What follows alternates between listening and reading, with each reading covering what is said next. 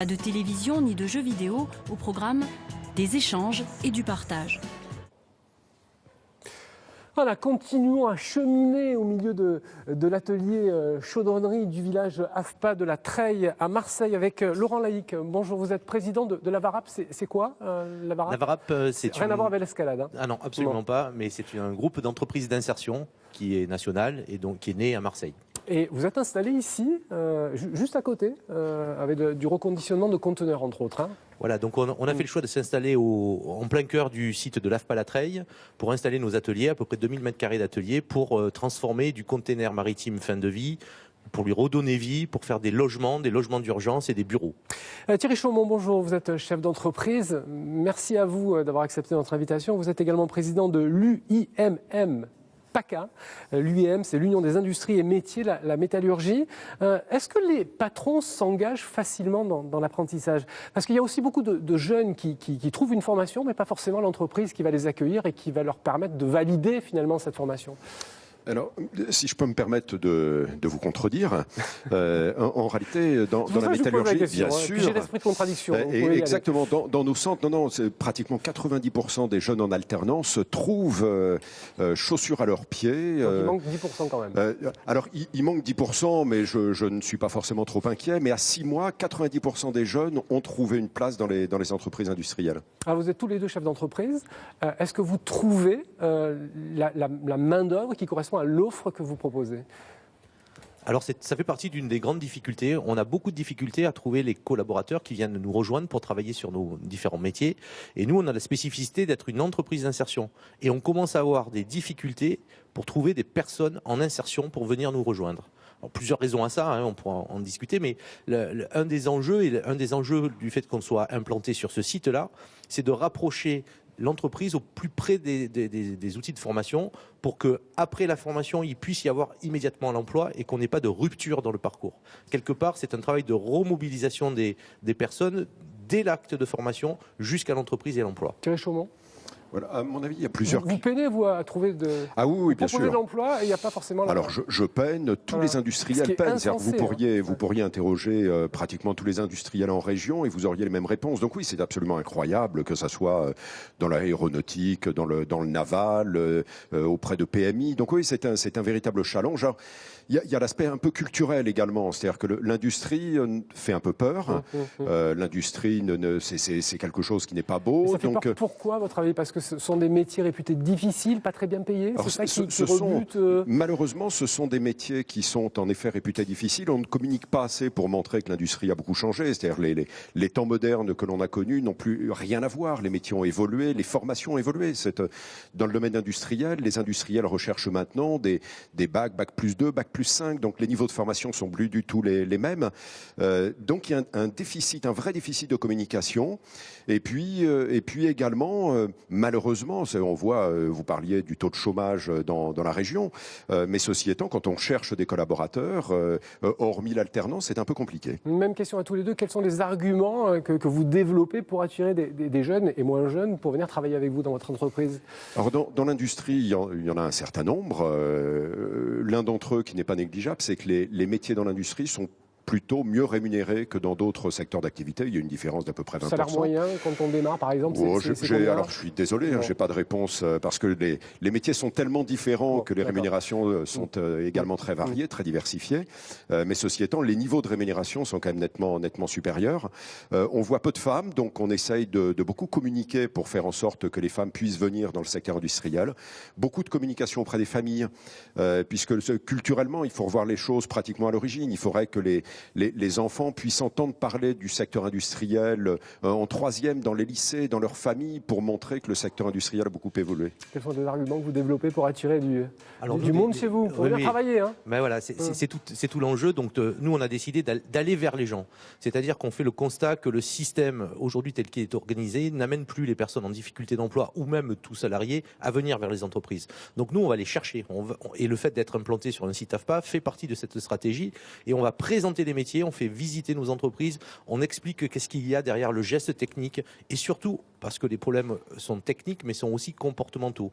Et donc on explique aussi à quoi sert un travail pour sa propre vie et se reconstruire. Alors, et donc en présentant cette dynamique-là, ça nous permet de faire un accompagnement global de la personne jusqu'à l'emploi alors pérenne. c'est un secteur qui est en pleine évolution. Hein. Il y a une loi qui a été votée à la fin du mois de juillet qui donne plus de pouvoir aux branches. C'est une loi qui ne fait pas l'unanimité. Alors on ne va pas rentrer dans les détails parce que c'est extrêmement compliqué, mais l'idée de donner plus de pouvoir aux branches, c'est-à-dire des gens qui sont vraiment impliqués dans le monde professionnel, vous pensez que ça va dans le bon sens? Plus que de pouvoir, je vais parler d'une véritable responsabilité, c'est-à-dire que j'aurai quelques exemples des difficultés qu'ont pu avoir des branches professionnelles, comme l'UMM par exemple, de créer, d'ouvrir des sections dans des formations qui nous paraissent intéressantes pour les industriels.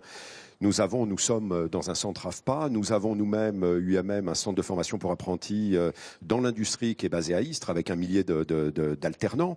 Et donc les formations, quand nous les montons avec les industriels. C'est pour ça que je parlais tout à l'heure du taux d'insertion. Donc les métiers qui sont liés à quel métier par exemple? Qui sont liés à l'aéronautique, évidemment, le naval. Alors tous les métiers qui sont ici, ça paraît paradoxal, mais le soudage, le fraisage, la production, mais pas que, puisque vous avez des métiers dans le domaine du numérique, du digital, de l'informatique au sens large. Donc tous les métiers sont touchés. Tertiaire également. Alors, très rapidement, les jeunes que vous recrutez, c'est tout de suite en CDI, enfin c'est CDD, et après ça se transforme en CDI, c'est-à-dire un emploi pérenne. Nous, on est à la fois sur du CDI et sur du CDD, et on traite, et c'est pour ça que cette réforme va dans le bon sens, tout à la fois la question de l'emploi, de la formation et de l'accompagnement, puisque aujourd'hui, pour rendre autonomes les personnes face aux défis de l'emploi que l'on a, il faut marier ces trois aspects-là pour que ça fonctionne. Et donc, en fonction de notre croissance, on garde les personnes en CDI dans nos entreprises, mais le principe même de l'entreprise d'insertion, c'est justement de préparer les gens à tenir des standards pour qu'ils puissent aller travailler dans les entreprises, notamment de mon voisin, et pour que les choses se passent bien et que les gens puissent être autonomes. Merci beaucoup. Je vais vous prendre les micros et on va retrouver deux stagiaires qui sont en continu. Voilà, on vous fait visiter en même temps cet immense atelier chaudronnerie de l'AFPA à la Treille. Rokia Chaïb Edour, voilà, je vous donne un petit micro, et Mounir Nawar. Merci à tous les deux. Quelle est votre histoire à vous, Rokia? D'abord, bonjour, je m'appelle Rokia, j'habite à Marseille. Ça fait des années que je travaille le service d'aide à domicile et je suis au chômage. Et vous êtes au chômage depuis longtemps? 2 mois. Ouais. Oui, et ça fait 3 ans que je veux réaliser mon projet, être chauffeur de bus. Chauffeur de bus. Chauffeur de bus. Bon. Le métier que je souhaite le faire. Et ma conseillère à Pôle emploi. Donc ça part de Pôle emploi. C'est votre conseillère à Pôle emploi qui vous dit tu devrais peut-être suivre, devriez peut-être suivre une formation. Voilà, et c'est pour ça que m'a pensé que mon projet n'est pas réalisable. C'est pour ça qu'on m'a inscrit à la 2 positions prête à compétences. Et de là, je travaillais avec l'équipe de AFPA. Et grâce à eux, j'ai rencontré... Permis, poids lourd, etc. Et aujourd'hui, vous avez du travail? Non, pour l'instant, oui. Non. Bon, donc il reste la dernière étape à franchir. Voilà. Et de là, je fais, comment ça s'appelle, la remise à niveau. Voilà. Et vous êtes contente? Oui. Bon, en tout cas, vous avez le sourire. Mounir, vous êtes chef de chantier à la SNEF. Comment s'est passé? Vous aussi, vous étiez en période de chômage. Voilà, c'est une situation un peu délicate à gérer. Racontez-nous votre parcours. Tout est parti de Pôle emploi. Donc, ça a commencé par Pôle emploi. Pareil, c'est la conseillère qui nous a proposé une porte ouverte ici au centre AFPA. Et du coup, je suis venu ici. On nous a parlé un peu de la fibre optique, ce que c'était. C'était un métier du coup qui est un métier d'avenir, un métier qui est porteur, quoi. Et suite à cela, on a dû passer par un SAS à l'école de la seconde chance à Marseille. Oui, très bien, dans les quartiers nord, à Saint-Louis. À Saint-Louis, c'est bien ça, c'est ça, les anciens abattoirs. Et du coup, donc on a fait un SAS on était une quinzaine à faire un SAS à l'école de la seconde chance à Marseille pendant 5 semaines. Et du coup, il y a eu une présélection durant ces 5 semaines. Suite à cela, on a pu intégrer on était entre 12 et 14 à avoir réussi à le SAS Ouais, et ouais. pouvoir du coup intégrer ici le D'accord. centre Donc AFPA. après formation à l'AFPA, qui a duré combien? À peu près 4 mois, 4 mois. Et une fois que 4 mois. la formation a été terminée, vous vous êtes retrouvé sur le marché de l'emploi. c'est Et cela. là, ça a été très rapide pour trouver un En fait, emploi. j'ai terminé ma formation un vendredi, j'ai commencé à travailler le lundi d'après. Donc, Ah oui, donc vous êtes resté une semaine, quoi. voilà, même pas. Je suis Voilà. resté le temps du week-end Bon. et j'ai Alors, enchaîné direct. j'ai du mal à comprendre la liaison finalement entre la fibre optique et le fait que vous soyez aujourd'hui chef de chantier. Toujours dans la fibre. D'accord, C'est- toujours dans la fibre. C'est dans la fibre Donc optique. concrètement, votre métier, c'est quoi aujourd'hui? Vous faites quoi? Alors on fait du déploiement de fibre optique, ça part de zéro quoi. Du coup, que ça soit en souterrain ou en aérien, on déploie la fibre optique et du coup on a des équipes qui la tirent, qui la déploient et d'autres équipes qui la raccordent pour que ça. Fin du stage le vendredi d'après, pas celui qui suit, mais une semaine j'ai après. terminé, j'ai terminé le lundi d'après. Un emploi voilà. trouvé, ce qui est absolument Voilà, donc, formidable. Vous en êtes où? Vous avez déposé des dossiers, Rokia, dans diverses. J'ai passé, comment ça s'appelle, Prenez le micro. j'ai passé les tests et maintenant j'ai Où ça à la comment ça s'appelle, ECF Ouais. et j'ai inscrit à la formation titre professionnel conducteur de bus et ça marche. Mais... Bon, maintenant vous attendez Oui. d'être recruté par une entreprise. Quelle est votre perspective d'évolution? Vous avez déjà un plan de carrière ou vous laissez venir les choses? Non, c'est un métier qui est en perpétuelle évolution aujourd'hui. C'est un métier d'avenir, donc j'espère au fil du temps pouvoir évoluer dans ce métier. Et voilà, que le meilleur, quoi. Merci beaucoup Merci à tous les à deux vous. d'être venus nous faire partager votre expérience. Méconnue, pas reconnue, considérée comme des voies de garage par ou pour des élèves qui sont en situation d'échec. C'est ce qui ressort de vos commentaires, hein, puisque nous sommes allés dans la rue et puis nous vous avons clairement demandé si vous pensiez que les filières liées à l'apprentissage étaient valorisées ou pas. Voici vos réponses. Ce sont nos paroles de citoyens.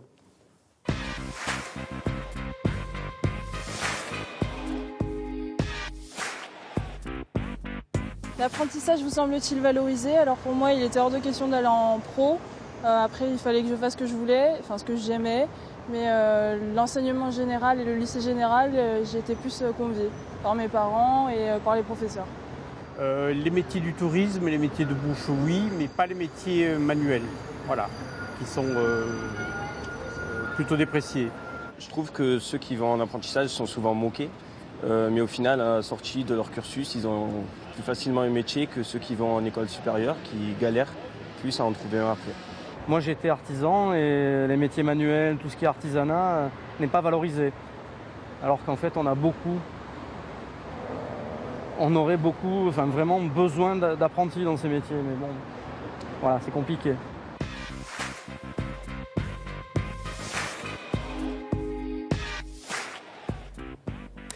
Yannick Chenevard nous a rejoint. Bonjour monsieur, vous êtes vice-président du conseil régional en charge de l'emploi, de la formation professionnelle, je vais y arriver, et de l'apprentissage.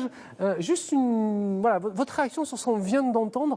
On a le sentiment malgré tout qu'il y a un déficit culturel en France au niveau de l'apprentissage. Est-ce que vous partagez cette analyse? Oui, et quelle anomalie! Quelle anomalie de penser que cette voie, qui est une voie d'exception, qui permet, et nous sommes ici dans un atelier, et qu'est-ce qu'un atelier sinon un lieu où on transforme la matière? Absolument. Et quelle hérésie de penser globalement que celui qui rentre en formation par l'apprentissage n'est pas lui aussi quelqu'un dont la matière va être transformée. Et l'apprentissage, c'est l'accès au travail garanti, c'est l'accès à la dignité par le travail, et puis c'est un véritable équilibre entre l'esprit qui est bien formé, parce que quand on a un maître d'apprentissage, quand on est bien formé, on a forcément un bel esprit, et le geste qu'on a appris à faire. La main est le prolongement de l'esprit, c'est ce que je disais tout à l'heure, mais juste un chiffre qui illustre ce déficit culturel. En France, c'est 412 000 apprentis donc dans notre pays. En Allemagne, c'est 3 fois plus. Oui, et regardez le taux de chômage des jeunes. Il est inférieur à 7 points en Allemagne, il est supérieur à 20 points en France. Et quand vous regardez les ratios entre le nombre d'apprentis formés en France et le nombre d'apprentis formés en Allemagne, vous vous dites qu'à un moment donné, en France, nous avons raté une étape. Et cette étape, effectivement, il ne faut plus la rater. Il y a un certain nombre de marches qu'il faut monter, il y a un certain nombre de degrés qu'il faut franchir, et l'apprentissage, c'est une clé, et on ne dit pas assez souvent d'ailleurs que l'apprentissage touche tous les niveaux de formation, de l'ingénieur au kiné, en passant par le charcutier, l'ébéniste, le chaudronnier ou le soudeur. Mais peut-être mieux communiquer sur la noblesse de ces métiers. Là aussi, il y a peut-être un effort à faire, hein, parce que les gens ont le sentiment, enfin je pense aux parents, qui de façon sans enthousiasme décident d'aiguiller leurs enfants vers des filières très mauvaises d'apprentissage. Dans les années 70, rentrer dans une filière d'apprentissage, ces situations d'échec, c'était mal vu. Oui, dans les années 70, c'était noble. Et puis, dans les années 80, il y a eu une espèce de manie qui a consisté à dire qu'il fallait que 80% d'une tranche d'âge soit titulaire du bac. Aujourd'hui, de toute façon, par la voie de la formation professionnelle, on peut avoir son bac et on peut faire des études supérieures jusqu'à bac plus 5, voire au-delà. Donc, en réalité, tout ça doit être gommé dans l'inconscient des parents, dans l'inconscient des prescripteurs, et je pense notamment de ceux qui font l'orientation dans l'éducation nationale. C'est d'ailleurs la raison pour laquelle les régions auront bientôt la charge de cette mission-là, et naturellement auprès des jeunes eux-mêmes. Alors, adopter à la fin du mois de juillet la loi pour la liberté de choisir son avenir bouleverse, entre autres, tout l'apprentissage. On ne va pas rentrer dans le détail, mais pour vous, c'est une bonne ou une mauvaise loi? Le président de l'UIMM disait que ça allait plutôt dans le bon sens. Quel est votre sentiment, rapidement? Dans la région Provence-Alpes-Côte d'Azur, il y a un peu moins de 3 ans, il y avait 27 000 apprentis, il y en a 32 000 aujourd'hui. L'objectif, c'est 50 000 à la fin de la mandature. Entre septembre 2017 et septembre de cette année, on a fait plus 16%. Donc c'est pas moi, ni le président Renaud Muselier, qui va vous dire tout ce qui permet d'améliorer les conditions d'accès à l'apprentissage et la formation à l'apprentissage, concourt à améliorer cela. Et donc, nous sommes dans un espace républicain. Le législateur a voté.